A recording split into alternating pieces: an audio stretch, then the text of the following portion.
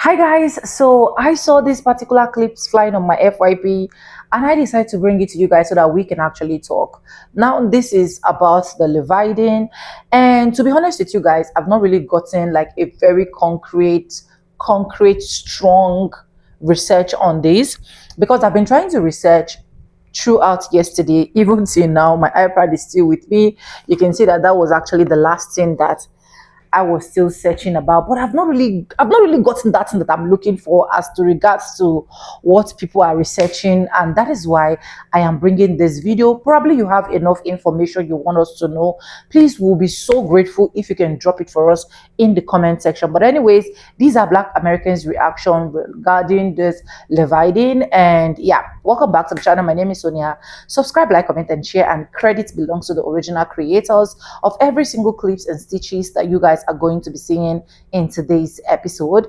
And I want to say a very big thank you to every single one of you liking my videos, dropping commentaries, sharing your thoughts with me, and also joining my membership, dropping super thanks. I do not take you guys for granted. You guys are absolutely the best. Let's get right into this video. Disclaimers, this is just for educational purposes, and I'll be back with commentaries. Let's go watch, guys.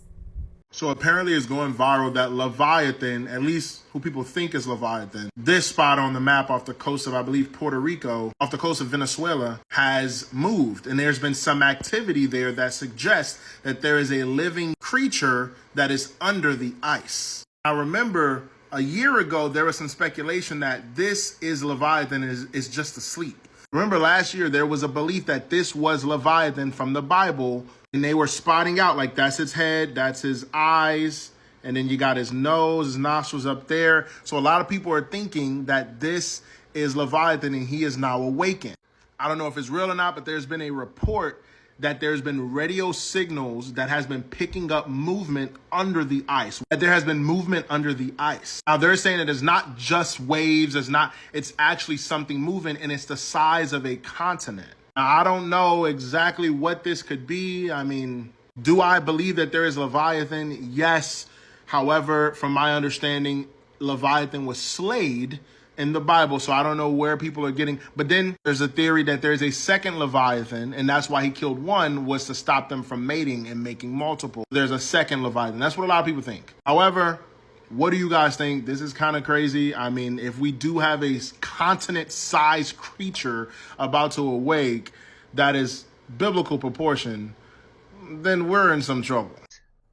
The Leviathan is actually real, and it's coming into surface this year, 2026. It's coming into surface, and I talked about it from many videos that I made last year, and I said 2026 is gonna be the year of revealings.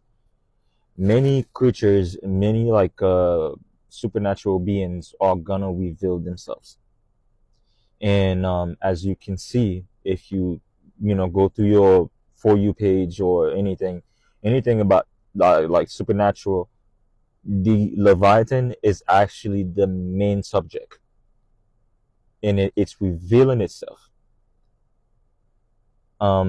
It's actually situated right now between Haiti, Venezuela, and Cuba. Go look at the map. Go look at the researches that scientists are actually doing right now. And then they're actually discovering this big animal that's traveling at a fast pace. Like between, like the ocean between these countries. We don't know why yet. But like I told you guys, this year was going to be a hell of a year. And then here we are. Please do your own research. Protect your soul. Protect yourself. And let's see what happens. The Leviathan is not primarily a creature. It is a concept that appears wherever humans try to explain overwhelming power beyond any single person. Across history, the Leviathan represents total authority, the state, collective force, uncontrollable systems, and power that protects and threatens at the same time. There's three main meanings to the word Leviathan: the mythological Leviathan, In ancient texts like the Hebrew, the Bible, and Near Eastern myths, this is a vast sea beast. It represents chaos, the abyss, and primordial power, something no human can defeat alone.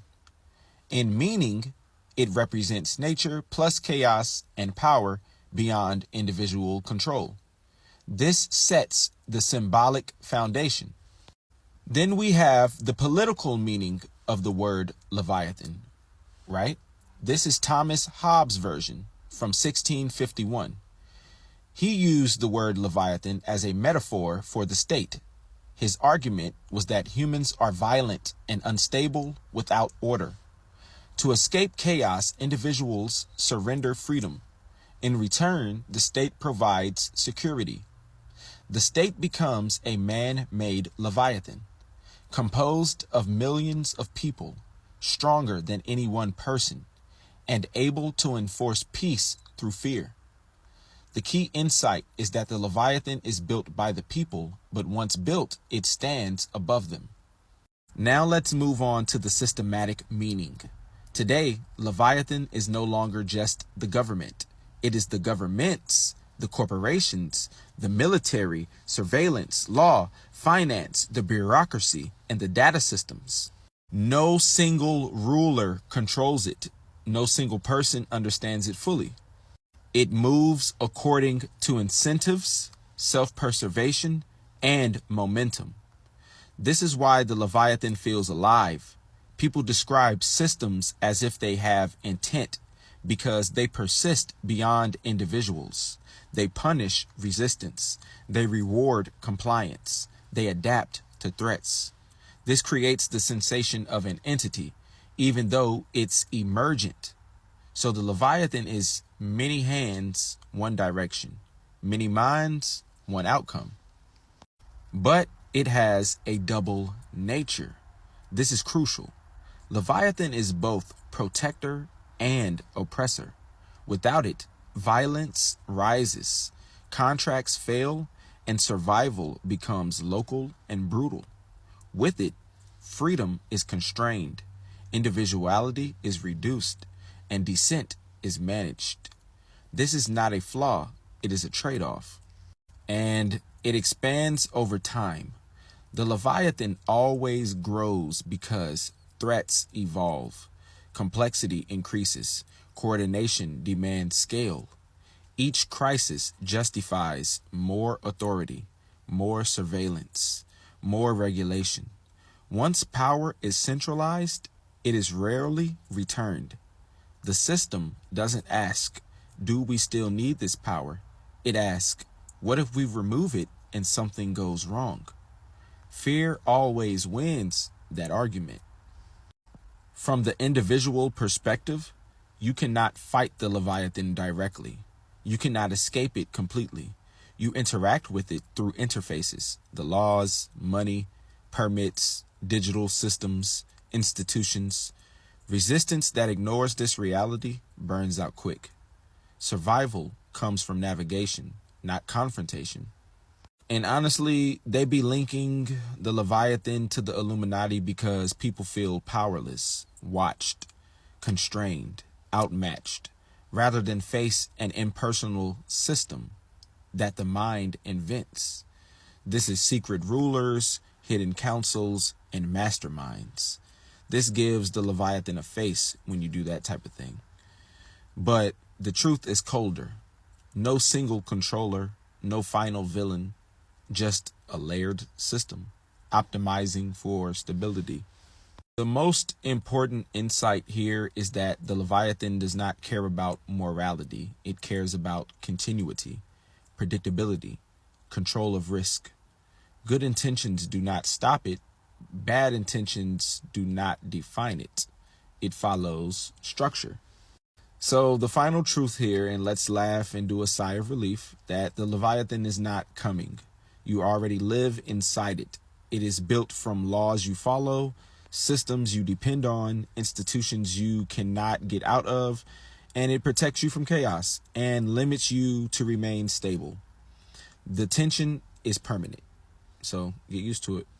Let's talk about the Leviathan spirit. The Bible refers to the Leviathan spirit as the king of the proud. It is a covenant-breaking spirit. It is also a guarding spirit. Most of the times when you come in contact with the spirit of Leviathan, it is guarding a stronghold, it is guarding other unclean spirits. One of his favorite spirits to guard is Jezebel. Hardly if ever you'll come across someone who has a Jezebel spirit who does not have a Leviathan spirit. By the way, Jezebel is what the world refers to as a narcissist. This particular spirit is responsible for most relational failures, including divorce. Here are a few signs that somebody you know or maybe you yourself are wrestling with the Leviathan spirit. Keep in mind that it is a very, very common spirit. Number one, someone who wrestles with this spirit must win the argument. They find it very hard to concede and humble themselves. Even whenever you show them the evidence that they are wrong or the evidence that they are lying, they will not concede. Number two, Leviathan is a twisting spirit. It likes to station itself in the ears, and whenever you're talking to a person who has that particular spirit, one of the things that it does is it constantly twists your words. For example, let's say that your cousin has a Leviathan spirit. You said to her, "Hey, cuz, let's go out and get something to eat. The bill is on me." She looks at you and she says,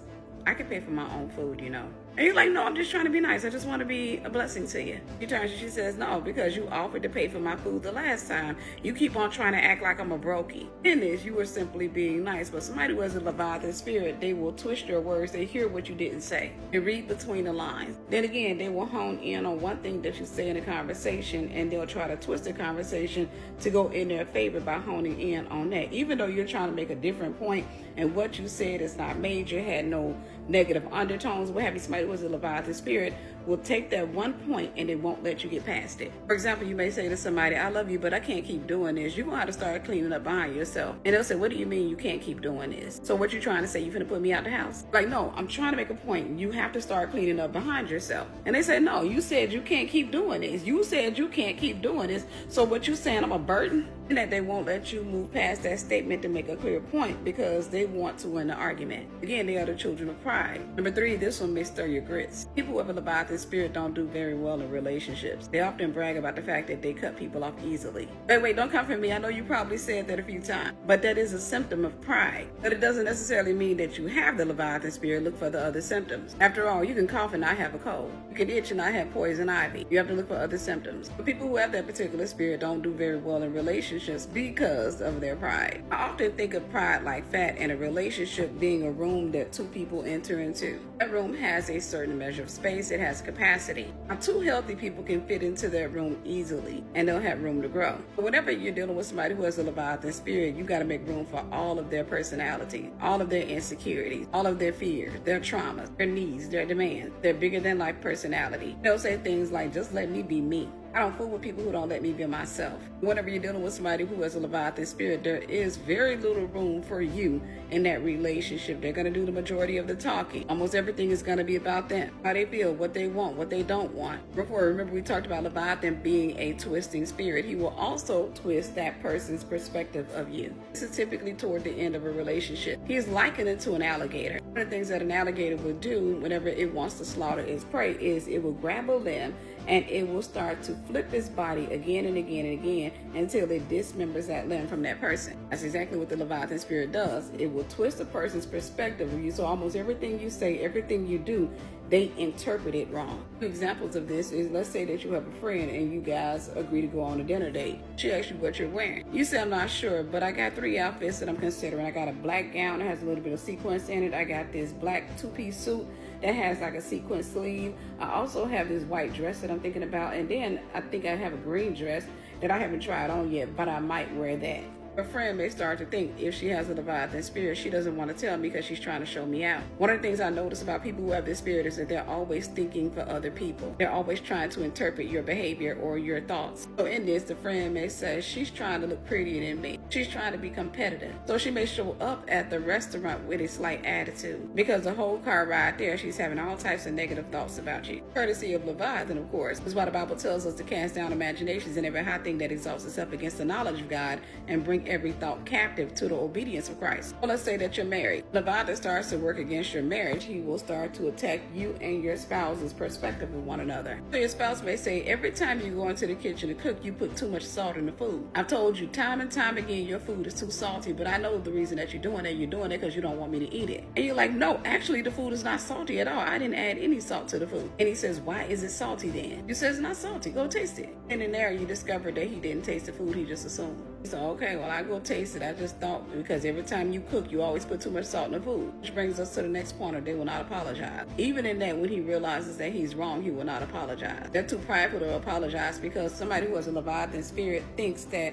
by apologizing, they give you the power. And they think that you will misuse that power, that you will start to do to them what they've been doing to you. Next point is, people with the Leviathan spirit oftentimes dream of alligators. Again, Leviathan is represented by the alligator. Next, they like to give you the cold shoulder. Whenever they don't get what they want, whenever they don't get their way, they will oftentimes give you the cold shoulder. And they can go weeks and months without talking to you over something minor. Consider this, alligators are cold-blooded animals. They rely on their environment in order to heat themselves up. Simply put, someone who has a Leviathan spirit will suck the life out of your environment. Will suddenly become cold, sometimes even without explanation. What's happening then is that spirit is at the surface, and that spirit is hungry. Remember, the Bible says that Satan goes about seeking whom he may devour. In that moment, that spirit is starting to usurp your authority. So someone who has a spirit will intentionally go cold around you. They will have a bad attitude. They won't talk to you. They'll make your environment incredibly uncomfortable. Consequently, you may find yourself starting to feel drained. And as you start going toward negative and you start being a little bit colder, you'll notice that they start to perk up. That's because they're usurping your authority. There's a transaction taking place at that moment. Of course, you can block this by maintaining your joy, by not getting offended. Which brings us to the next pointer.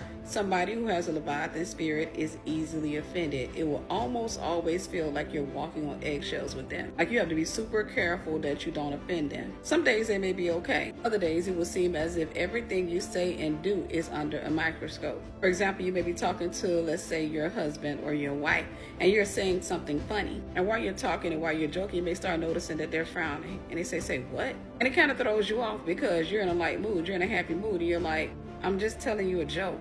And they say, oh, okay.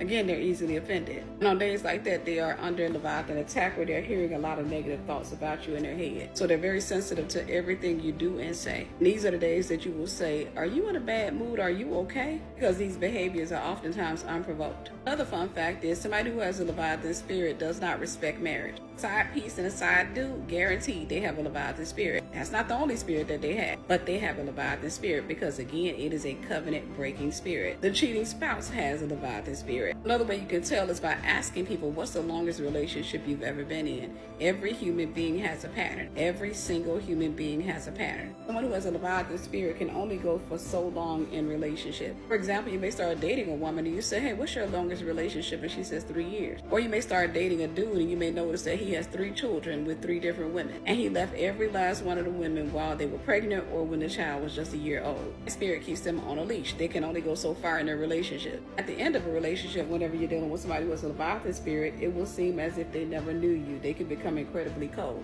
Again, alligators are cold. They are likened to alligator. They don't do well in the workplace. Oftentimes they will quit their jobs. They hate confrontation, so they will intentionally try to twist your words or confuse you in a conversation in an attempt to get you to stop confronting them. They'll find something that you're guilty of, again, to redirect the conversation back to you. They are masters of deflection. They're also masters of projecting their own issues onto you. How do you get rid of the Leviathan spirit? The Bible says you have to humble yourself. You don't wait for life to humble you. You don't wait for God to humble you. You humble yourself. Because if life has to humble you, if God has to humble you, it will typically end in an event called humiliation. All of this is to remind you that you're human. All the same, go through therapy. I highly recommend getting therapy because all too often what's happened is a person who's wrestling with the spirit has been in the company of other people who have the Leviathan spirit. They typically came up in a toxic family. In that family, it was all about winning the conversation, winning the argument. This is why someone who has a Leviathan spirit will win the fight at the expense of their relationships. Then it becomes all about winning, proving themselves to be superior, proving themselves to be right. They oftentimes fear control. Because they have a Jezebel spirit, typically they fear being controlled by other people. And this is what initiates and instigates pride in them. Because to them, they are protecting themselves from you controlling them. And again, to get free, be sure to go through therapy. Admit your flaws, admit your wrongs. Learn to apologize to people no matter how icky it feels. Cast down imaginations. Start having healthy conversations instead of accusations. Pray every day. Read your Bible daily. And please don't forget to go through deliverance. You're going to have to maintain that deliverance. And I recommend my book, The Before and After Taste of Deliverance, parts 1 and part 2.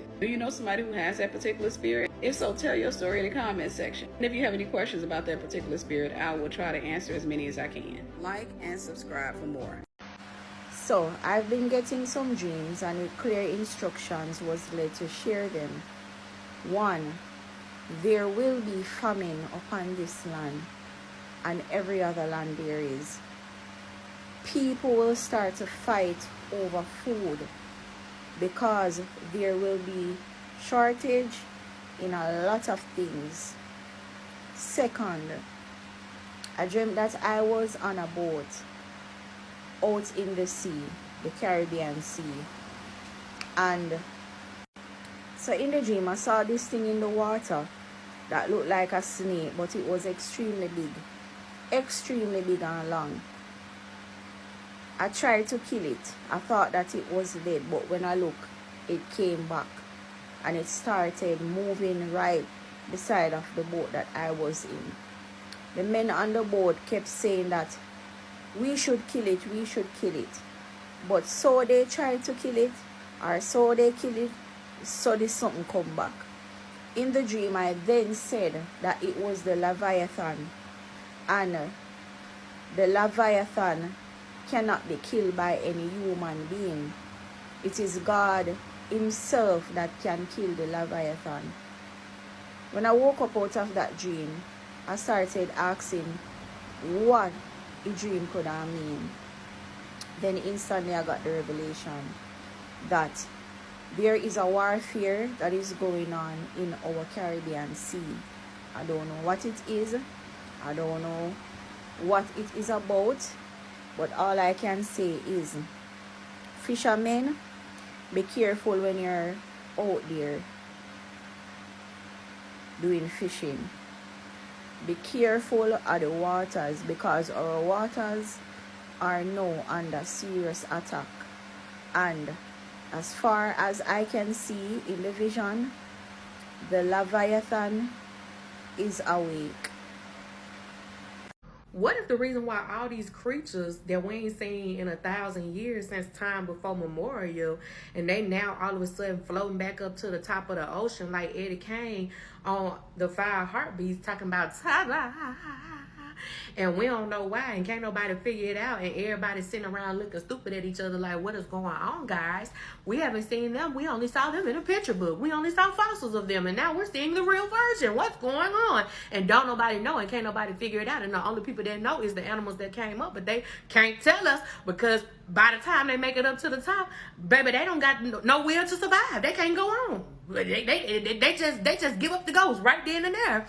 But what if the real reason why they kept giving up the ghost when they come up to the top is because whole time that creature that y'all been talking about, Leviathan, he the one down there at the bottom of the sea, under the sea, he down there asleep, and now he waking up, and as he waking up, he emitting all these nasty trap gases with his stinking hot ass breath, and it's poisoning all them animals that's down there that we ain't seen in 1,000 years, because they've been down there chilling, having the time of their life, and now they got an intruder that they ain't know was down there, because he probably was buried up on a whole bunch of sand, and they were just swimming, boop, boop, boop, boop, up, Nemo and all of them just floating all by, they don't even know, and now he waking up, emitting all these nasty poisonous gases, and they poison, but they running away because now they noticing like, something ain't right.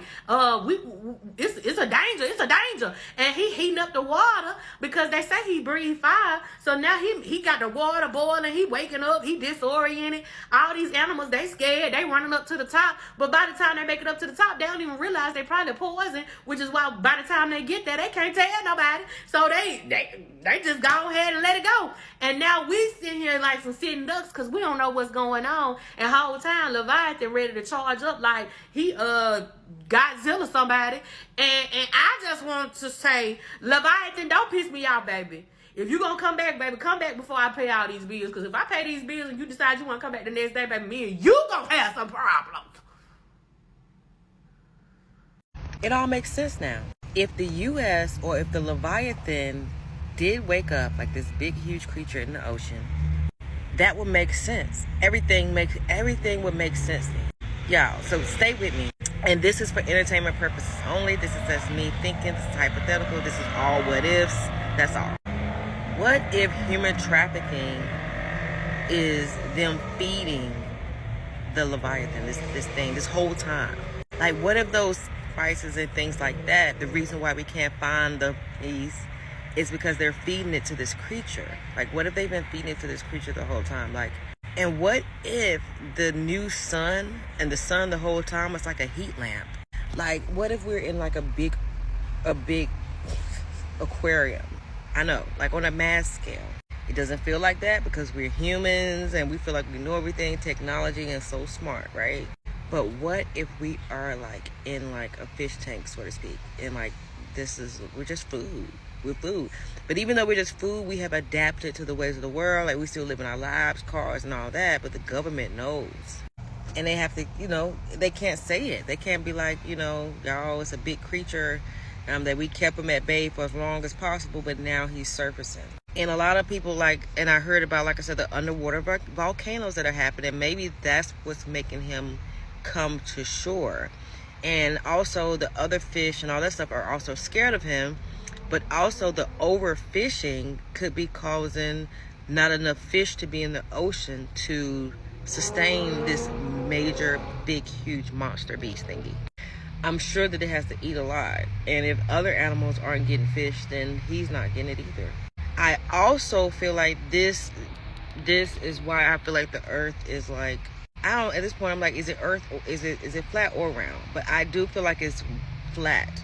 Only because I feel like the earth is way bigger than they're telling us. I don't feel like it's a closed, big, flat globe like they've been feeding us. I really don't now. I think it's a big ass long plane, like maybe like endless. Like, I don't know. I see like it's just not ending, like a flat ass plane or whatever. Now the firmament to me now feels like a cage. It feels like a dome. It feels like somebody just put a lid on it, and we're trapped inside with this big, humongous beast that's a pet to something even bigger that we can never understand. With that being said, yeah, we still gotta go to work. Yeah, we still gotta go pay bills. And I think that's where all these clones are coming from too, to make us seem like the world is really like just going along regular when it's a whole motherfucking Godzilla that's about to attack us at any moment. And it's always been a Godzilla that was about to attack us at any moment. What if this was the Bermuda thing the whole time? Bunkers. Hey y'all, I'm here to tell you what the Leviathan really is. Because after my previous video yesterday, I had to go do some digging. Now this is the back of a book written by Dr. Malachi York, who is currently serving about 3 life sentences for supposedly telling the truth. Right here, he mentions that he was here to dispel the spell of Kingu or the Leviathan from us, the ancient Moors, the Wichita, and the true ancient ones. Now, I'm not going to get too much into that, but if y'all want a video, let me know. Now, in mythology, they tell you that the Leviathan is this giant sea creature. And in the Bible, they tell you that it was a multi-headed sea serpent that is killed by God and given as food to the Hebrews in the wilderness. It also says that God is the only one that can kill the Leviathan, and someday the Jewish people will see the Leviathan and Behemoth fight. And after that is when they will have their feast. So looking at all of this information, the Leviathan can be different things. However, I really think it's symbolic of our Kundalini energy, that serpent that lies dormant within us, raising to achieve its highest Christ consciousness. AKA, you are going to have to battle your lower self, your lower demon, and slay that snake in order to reach God consciousness. Because God is the only one that can destroy the Leviathan. You are the only one that can eliminate your lower self. That further proves what I said about them trying to use the Leviathan as a fear tactic. When in reality, you need to be scared of the slithering snakes that people have within them. Ashe, baby. So if it's not about the Leviathan, why is the Super Bowl being played in Levi Stadium in Santa Clara, California? And if it's not about the Leviathan, why did TikTok remove my video exposing using gematria, which is numbers? We all know men lie, women lie, numbers don't, because I'm showing you guys what's really playing out on the world stage. But TikTok removed my video if it's not about the Leviathan. You guys do know we're still in the year of the snake, right? This is the year of the wood snake. And apparently we don't get out of it until January 28th, 2026. But we already know these calendars are just throwing numbers around. We already know that the real new year starts when spring comes forward and everything starts blossoming. See, we're really in the last moments of 2025, with February being the last month, and I believe they're using the Super Bowl as a ceremonial ritual distraction point. And the crazy thing is, the Super Bowl taking place in the Levi Stadium in Santa Clara, California also correlates to the Levi in Venezuela. Because check this out, when you add Leviathan or Levi together, or crude oil and drugs together, what they apparently got the president of Venezuela for, you add them together, 31 plus 15 gives you 46. Now again, we live in the upside down. You flip that 6 into a 9 and you get the 49er. And the Levi Stadium is the San Francisco 49er Stadium. How does that make sense? I be telling y'all, we're literally in a video game, and the video game is literally communicating with us through numbers. I see things from so many different perspectives. Whenever I see these commercials or these TV shows, they're speaking to me in a whole nother language, esoterically, because everything is a game, literally. So what I do is I actually use numbers to communicate back, because numbers are always going to tell you the truth. But yeah, y'all, let me know what you guys think about this. That's why they say there's more to it than meets the eye.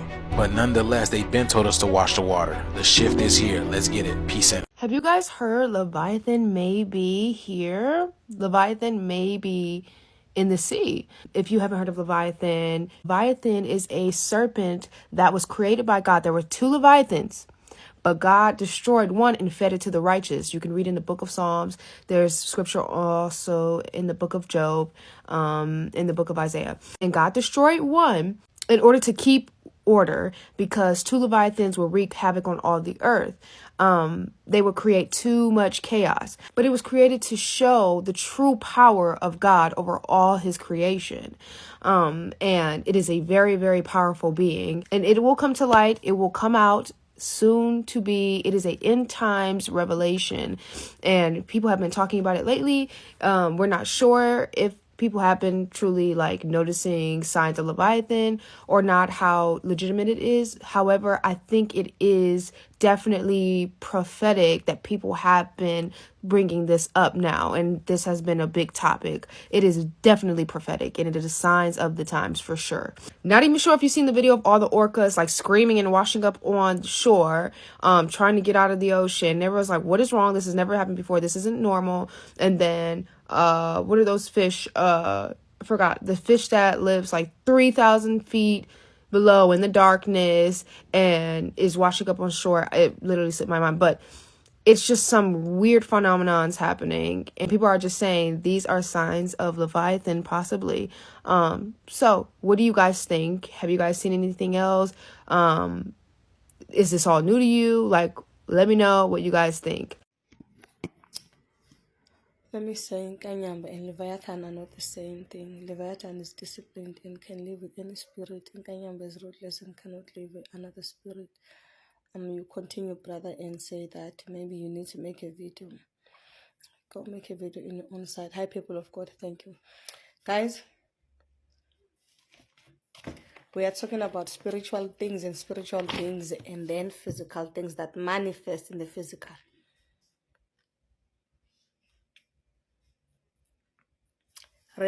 In order to understand what we're talking about, you need to read Leviticus 11. The animals are divided into two. They are animals of the kingdom of light, and then they are animals of the kingdom of darkness. Leviathan is the king that rules below the earth, below the waters. Jezebel, half fish and half human, half a woman and half a fish. That is the priestess of the kingdom of darkness that submits to Mammon in a Leviathan form. Leviathan is an animal and the spirit that rules in under the earth, where Jezebel and the mermaids live. Their ruling animal is the Leviathan. Understand? Like how the ruling animal in the jungle is the lion. You understand? So it is of utmost importance that you understand that these things are of darkness first and foremost. Earth has 3 layers. Center of the earth, below the earth, then the atmosphere, of which is air. The prince of the air is Satan. The prince of the whole earth is the Lord Jesus Christ. The king of the whole earth is the Lord Jesus Christ. Then the prince of the center of the earth is Mammon, of which is Leviathan. The prince of the air is the dragon. The dragon is cousins with the tornadoes. You understand? There is something that is called the red dragon. Go and ask any person who's the high ranking. It's just that, guys, you claim to know things you don't know. All the spirits of darkness can stay together.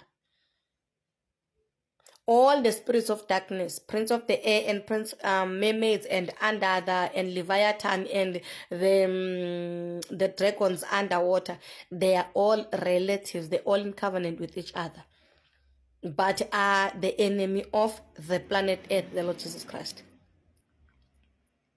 So these two brothers, Mammon and Baal, or Mammon and Lucifer, the two of them, are in covenant about and against people on earth. So you need to understand. Inkanyamba is what you call the tornado, or their cousins tornado. Inkanyamba is what you call the dragons. There are dragons in the air and there are dragons on the ground.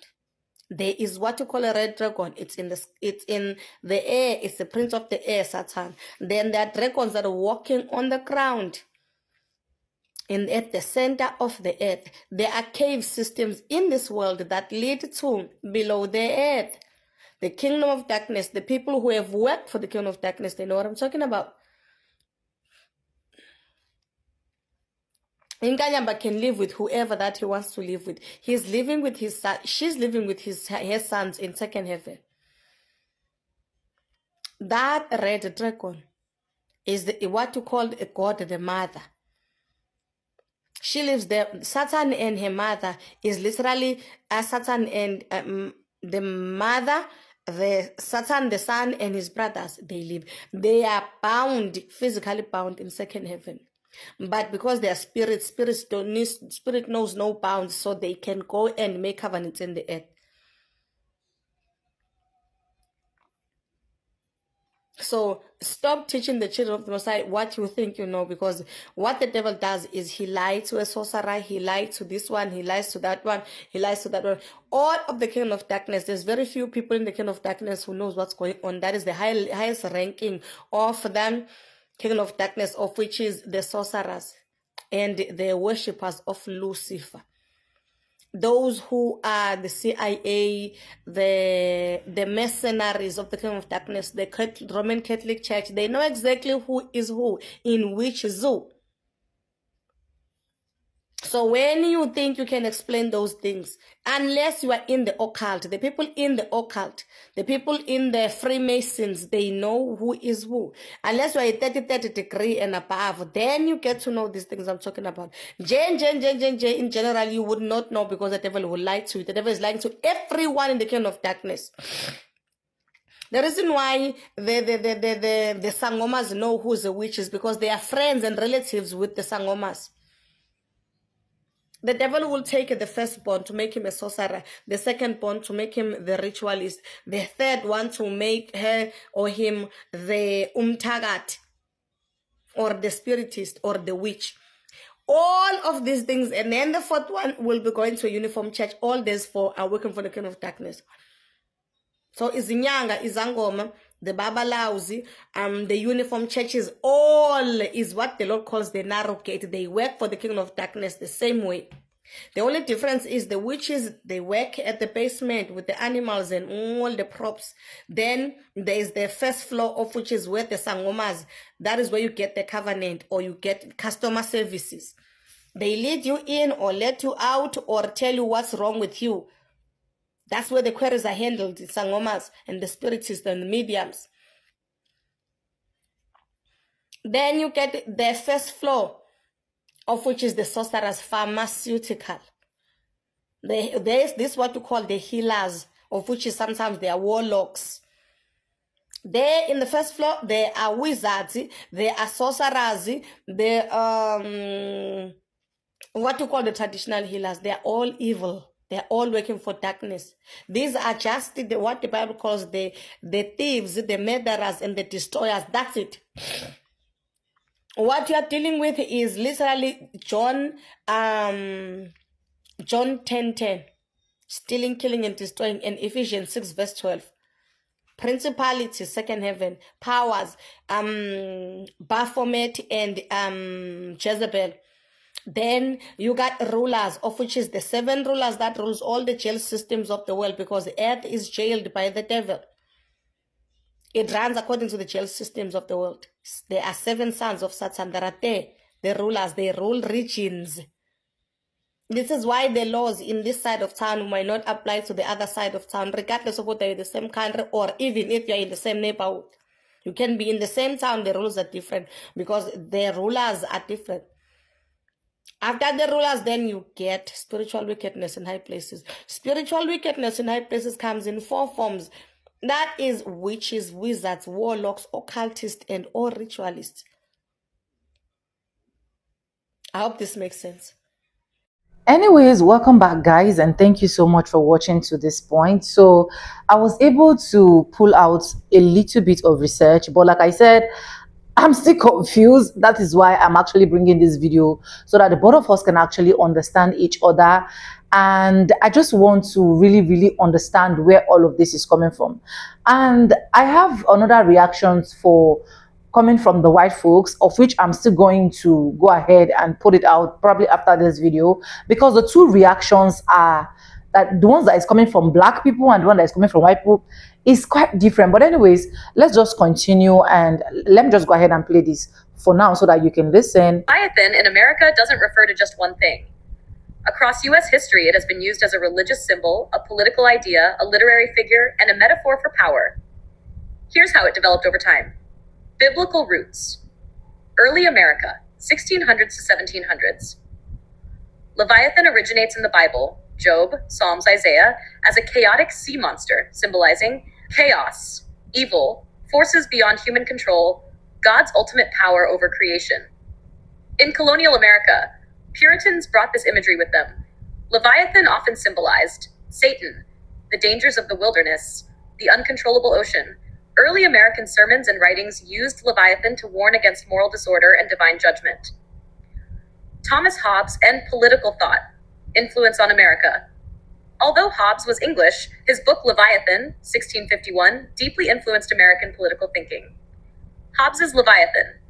The state itself is the Leviathan, a powerful authority necessary to prevent chaos. Citizens surrender some freedom for order and security. In American context, the founders were aware of Hobbes but wary of him. Americans feared Leviathan becoming tyrannical government, centralized, unchecked power. This fear shaped the Constitution, separation of powers, the Bill of Rights. In early America, Leviathan became a warning. Government was necessary, but dangerous if too strong. 3. Leviathan in the Sea, Whaling America, 1800s. Herman Melville's Moby Dick, 1851. This is the most famous American Leviathan. The white whale functions as a modern Leviathan. Symbolizes nature's overwhelming power, obsession, the unknowable universe, reflects America's whaling economy, expansionist mindset, struggle between mastery and humility. Melville blends biblical Leviathan, American industry, philosophical doubt. Here, Leviathan is nature resisting American dominance. Number 4. Leviathan as big power, late 1800s to 1900. As America industrialized, Leviathan became a metaphor for large impersonal systems, used to describe giant corporations, railroads, oil trusts, bureaucracy, the federal government, military power, political discourse. Progressives warned against corporate leviathans. Conservatives warned against government leviathan. During the Cold War, Leviathan symbolized the military-industrial complex, fear of totalitarianism, both foreign and domestic. Number 5, modern America, late 20th, 21st century. Today, Leviathan is still used metaphorically to describe surveillance states, big tech, global capitalism, AI and algorithmic systems, climate change as an uncontrollable force, It appears in political theory, science fiction, popular culture, legal and economic critique. Leviathan now often means systems humans created but can no longer fully control. Summary. Era, meaning of Leviathan in America, colonial. Biblical evil, chaos, God's power. Founding, fear of tyrannical government. 19th century, nature, obsession, American ambition. Industrial age, corporations and bureaucracy, modern era. Surveillance, systems, global power. If you'd like, I can. Compare Leviathan versus Behemoth in American thought. Go deeper into Moby.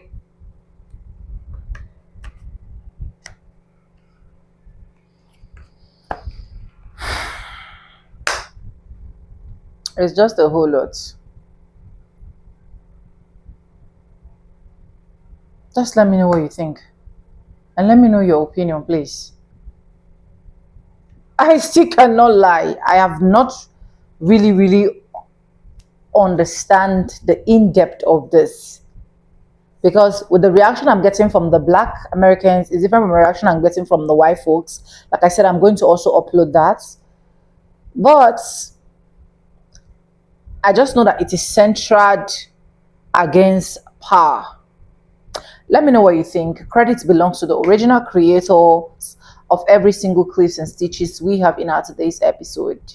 And if you have not subscribed, subscribe, like, comment, and share. And yes, with that being said, with no further ado, I'd like to say in my videos, I'm going to be saying bye and I'll see you guys in my next one.